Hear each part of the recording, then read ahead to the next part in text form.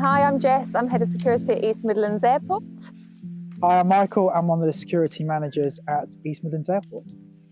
We go for a wander and talk about your adventures. Let's do it.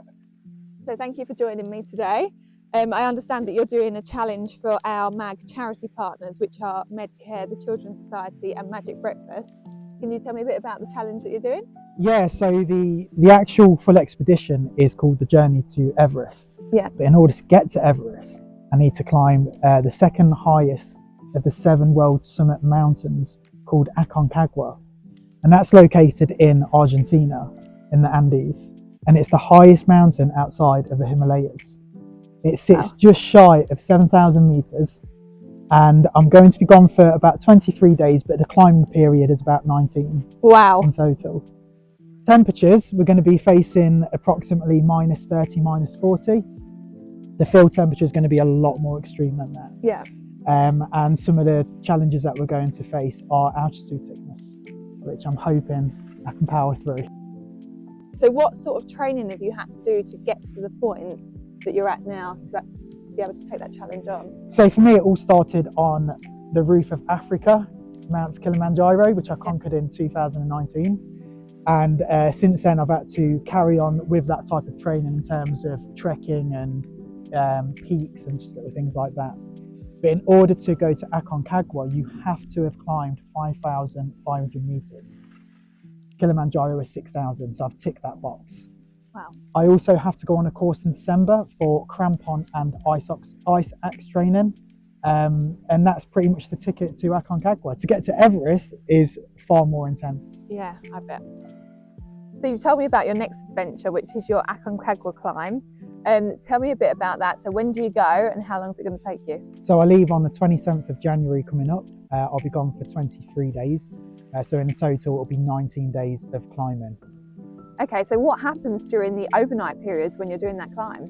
So we camp out. There are fixed camps up to a certain height, and then as we get towards the summit, we'll just make up the camp areas where we're sufficient enough to basically sleep, depending on ice, snow, the weather system, where rocks look like they might be falling, or yeah. Sounds dangerous. And is that some of the kit that you've brought with you today? Yeah, so the kit that I've got in my bag at the moment will be far more heavier than it looks on my shoulders right now. There's ice axes, there's crampons, there's the down suit, there's goggles, because just like skiing, once you've got the snow and the sun, it reflects onto your eyes. So there's a whole lot of kit in this bag at the moment.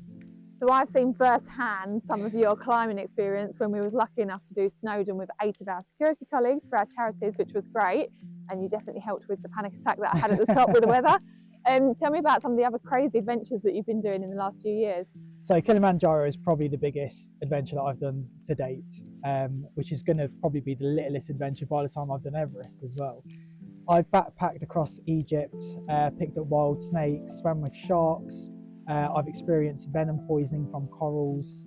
I've left my DNA and blood inside Tutankhamun's tomb in Egypt by accident, not on purpose, a slight injury. Yeah, just I've been lost at sea on a dinghy with 1 oar and a bottle of whiskey. I didn't have a seagull as a friend. That would have really painted the picture. But the adventures go on and I thrive on them. Yeah.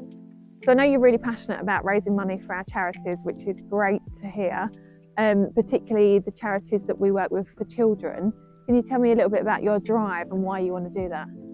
So this goes back to when I was a child. My childhood was actually completely taken from me. I spent from birth until my late teens in and out of hospital with basically with an illness that just kept me inside. By keeping me inside, I couldn't make any friends. I couldn't enjoy what other kids were doing. It was very difficult. It was a very difficult time, and I had no dad either, so I didn't have any role model to follow. My mum did a fantastic job. She's my idol, really. And I remember just sat in my hospital room, so I was in isolation, and I'd look out the window at night and just ask these questions to myself. When I look back at it, I feel silly for asking them, but it was a case of what have I done wrong to deserve this? Why me?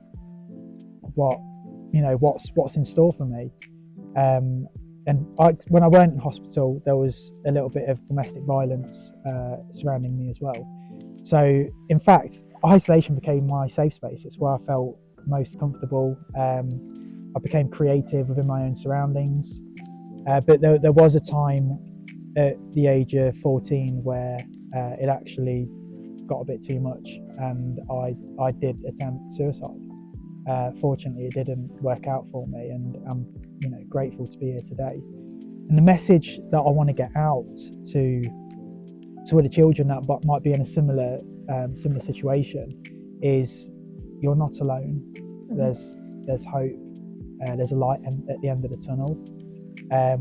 I didn't have that hand on my shoulder telling me, everything's going to be okay. If I could see my future now, back when I was 14, I wouldn't have made that dreadful decision that I made that day. So this message can go out to people that were in my situation, or in my situation now.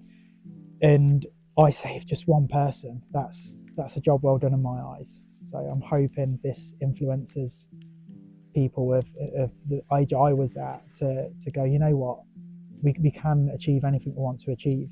There's no way on earth I would be picturing myself climbing the highest mountain in the world when I was 14. I could barely get out of bed. Yeah. And now look at me. So thank you very much, Michael, for sharing your story, your inspirations and your adventure that you're going on very soon. It's a really powerful message, and it's great that you've been able to take the time out to share that with me today. If you would like to support Michael in his next adventure, and I'm sure it won't be the last one, then you can head to our social pages or our website, and you will be able to find the link to donate